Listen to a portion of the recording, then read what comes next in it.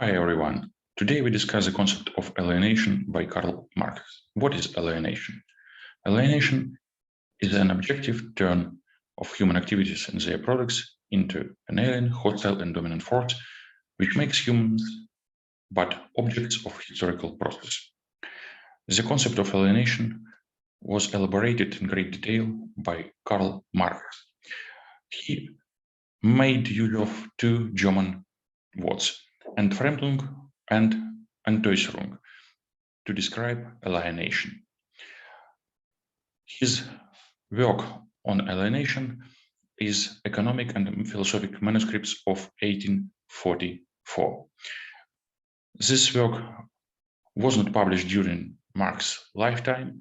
It was published only in the 20th century, in 1932, by Ryazanov and his colleagues in the whole works, collected works by Karl Marx and his friend Friedrich Engels.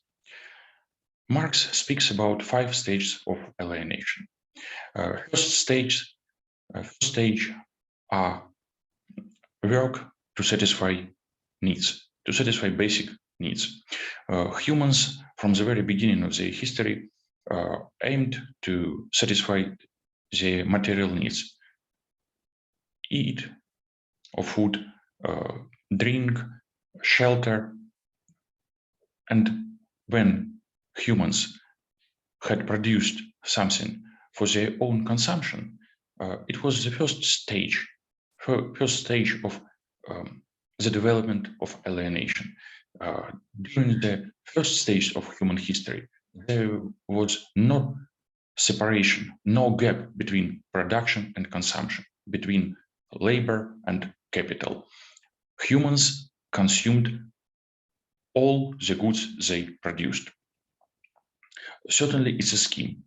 It's but a scheme because humans collected tools to make their goods, to fish, to hunt, and so on. But at the same time, the results of their activities were those goods they could consume by their own. Next stage developed when some societies focused on farming or cattle breeding. Other societies were still fishing or fishers or hunters.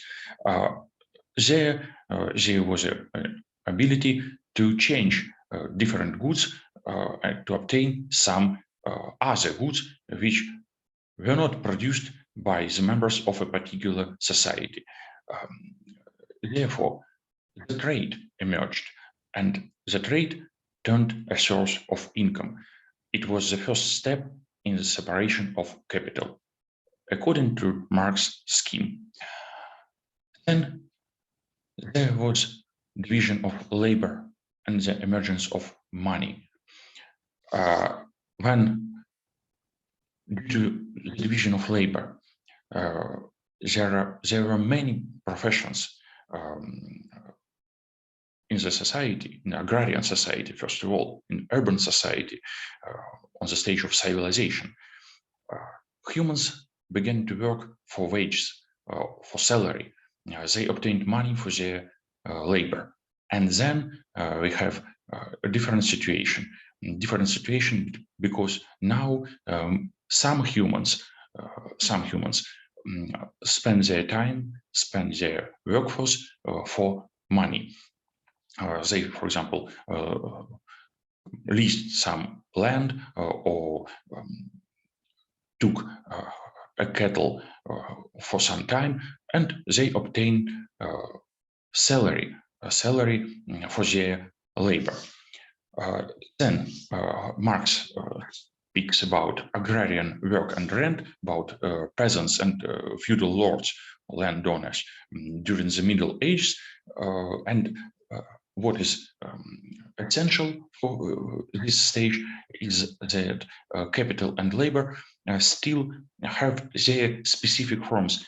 They are still a bit natural, because peasants produced goods for payments to their lord, payments to the king, but at the same time, peasants produced goods for their own consumption. At the same time, capital it was not free, or at least it was only partially free. It was connected with land. Land was the main capital during the Middle Ages, or as Marx called these times, it was feudalism. But it doesn't matter. The last stage is the stage of free capital. Free capital, according to Marx, obliterates all natural and social forms. There is no difference now for any activity, for any human profession. All things turn goods, turn commodities. Capital is absolutely free. Capital exists in a separate form. Land can be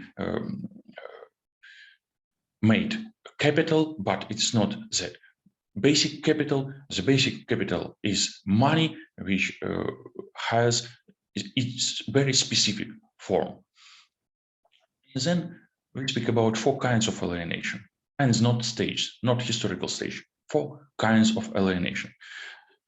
First, it's alienation from the product which humans produce.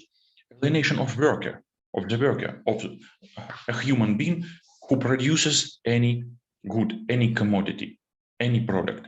For example, I am giving a lecture now about alienation.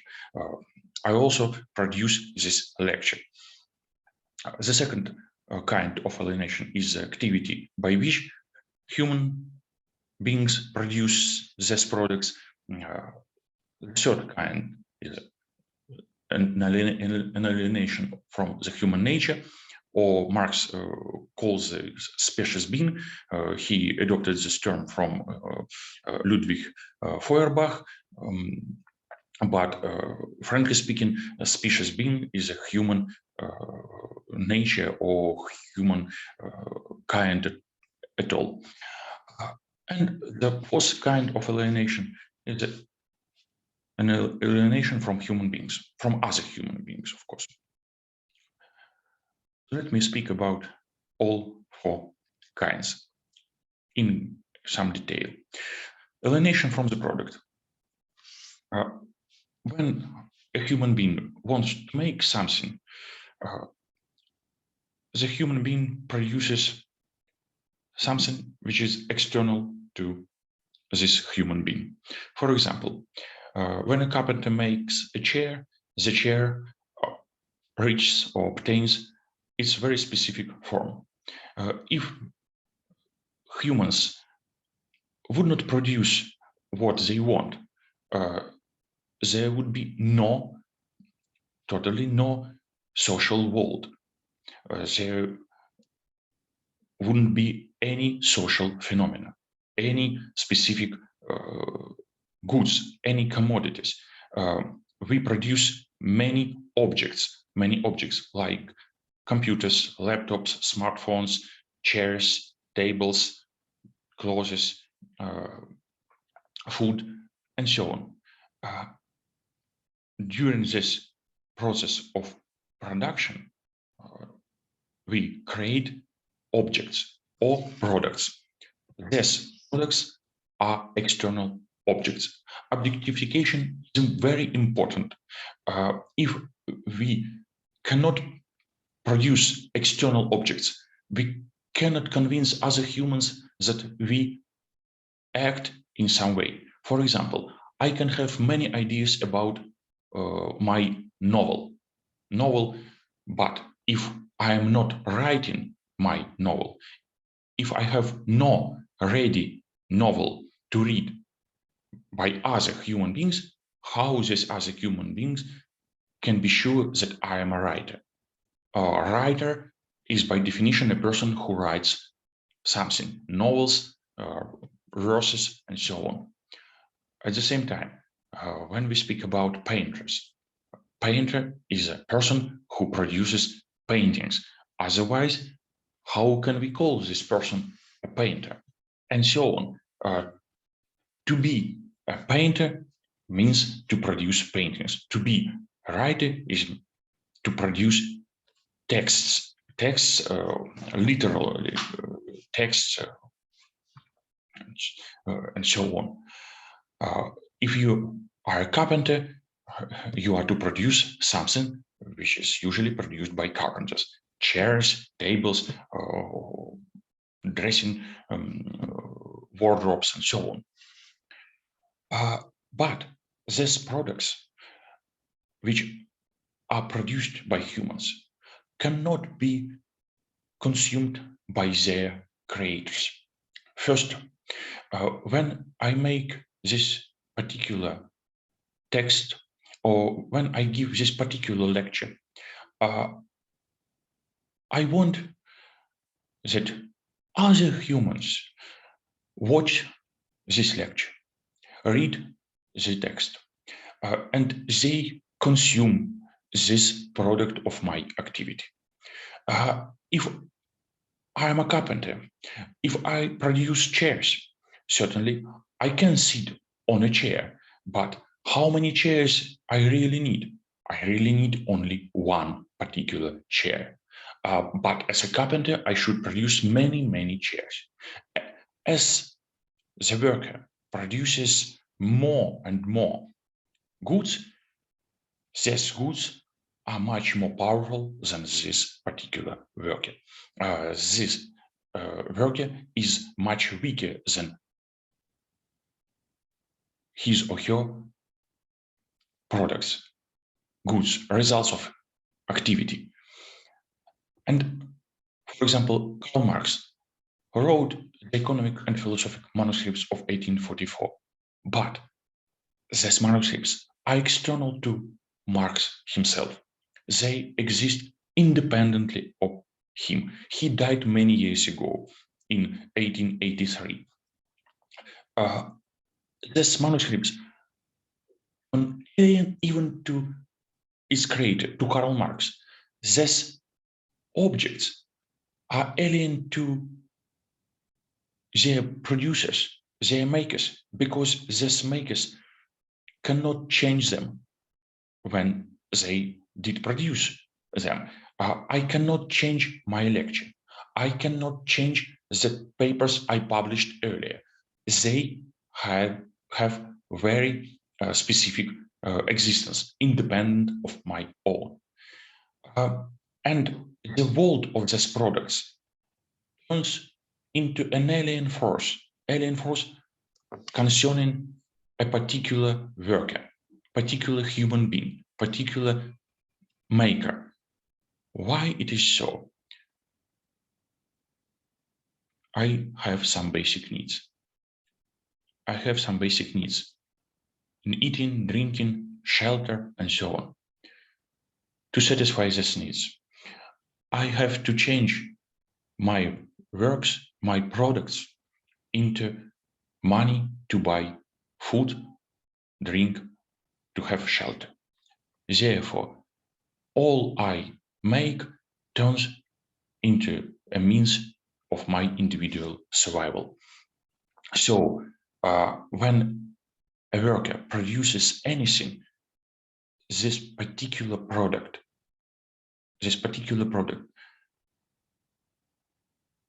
is not necessary for the worker's survival, because it is strange to suppose that the carpenter should die without any particular chair.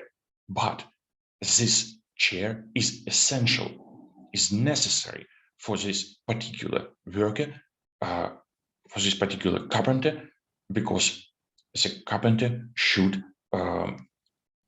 sell this chair or should obtain payment for producing this particular chair from the carpenter's employer. Well, and workers, a commodity, a workforce. there is a great labor market where all humans now should sell their workforce. So workers also turn a commodity. They have their price, or at least, to put it better in the more precise term, their workforce has price, like any good they produce. The second kind of alienation is an alienation from the activity, from the productive activity. I am giving a lecture. It's a kind of activity I am involved now. How it works? This activity is but a means of my individual survival. I am giving a lecture now to attain your attention, to reach your attention, to obtain more looks and likes on YouTube. And so I obtain reputation, good or bad, it now doesn't matter, but it's a goal of my lecture, of course. And this reputation helps me to survive, helps me to obtain work, therefore obtain wage, obtain salary, obtain money, and then to buy food, drink, or obtain shelter. So my productive activity is not a realization of my own internal desires, for example, but it's also a means to satisfy my basic material needs. Therefore, when I am a lecturer in any university or for a group of students who want to know something, I am enforced to work. At the same time, a carpenter is enforced to produce chairs, tables, or wardrobes. A writer is enforced to produce novels, new novels, to obtain new money, to obtain bestsellers and money for these bestsellers. We speak about coerced labor.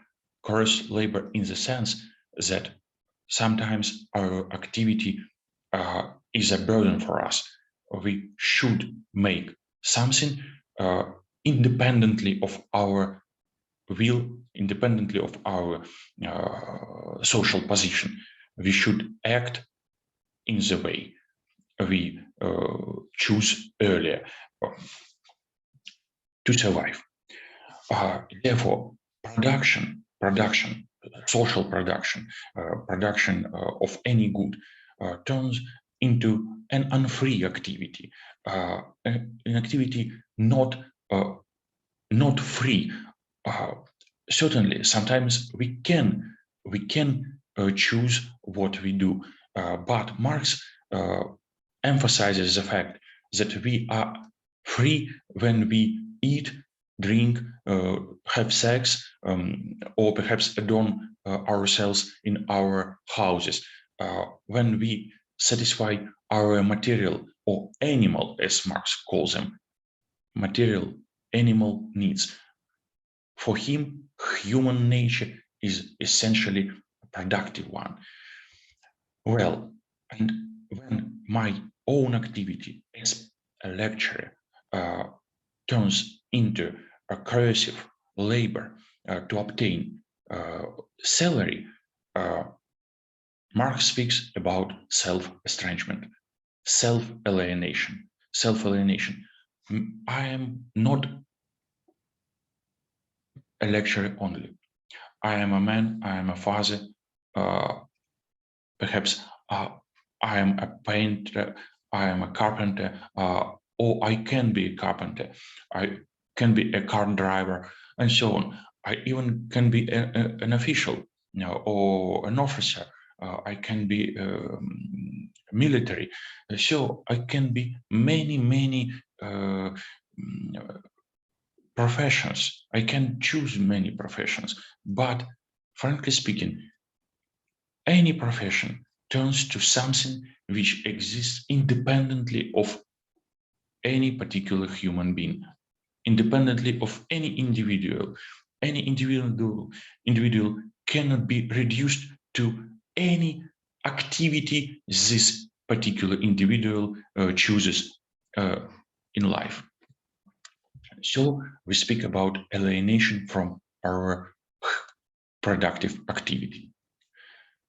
The third kind of alienation is alienation from human nature. Once again, for Marx, humans are essentially producers who have conscience, who make what they want in accordance with their mental schemes, and humans are producers.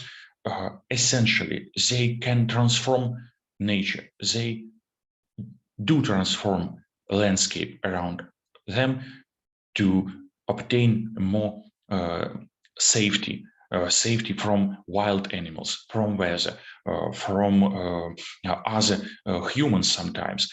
So humans are conscious producers essentially. To be a human is to be a maker of something, creator. It was a point of Marx in this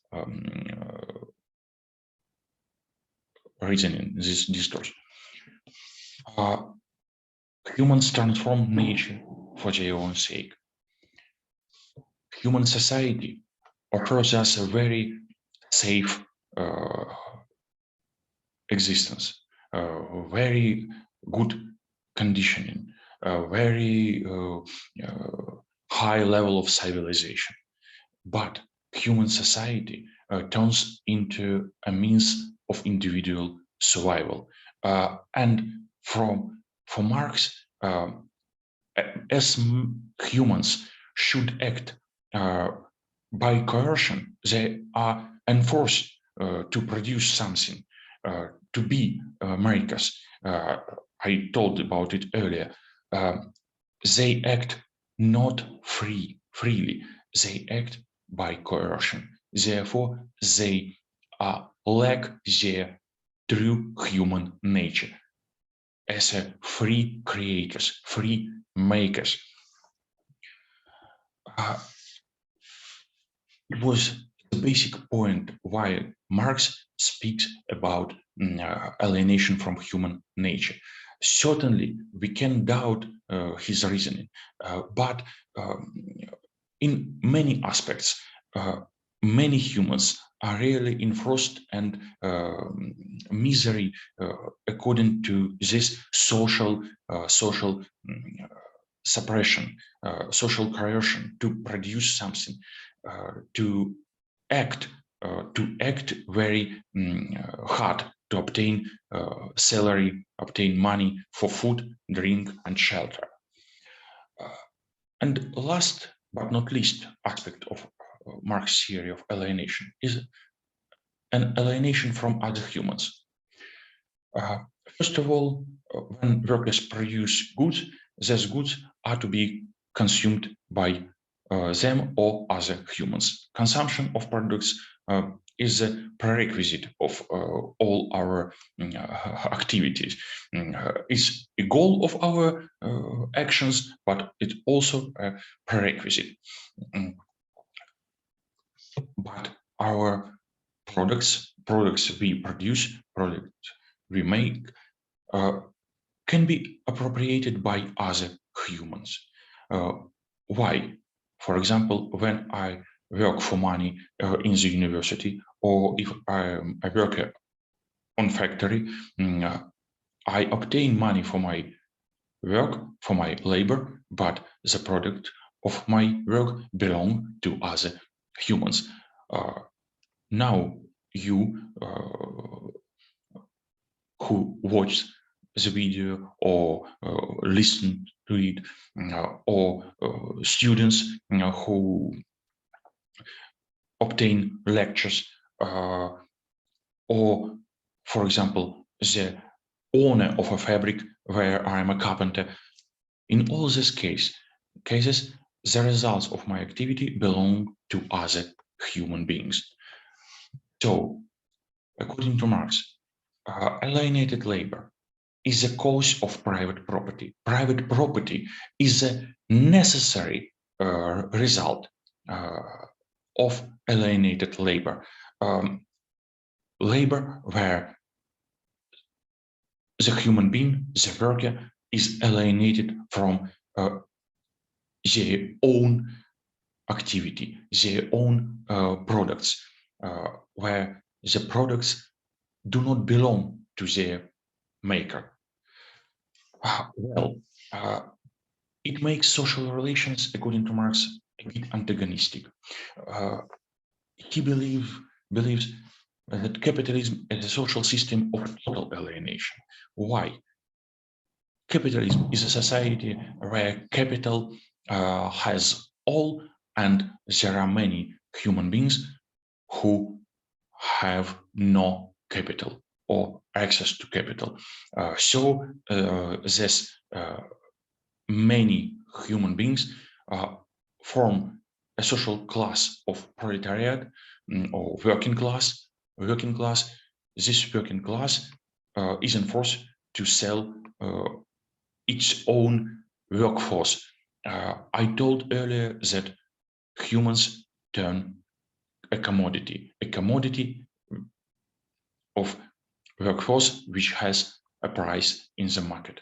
So humans are alienated from other humans, from their own nature, from their products, and from their activity. And it makes capitalism a social system of total alienation, where rules capital. If you have questions, please ask. I hope I can give answers. Subscribe to the channel. Thank you for your attention.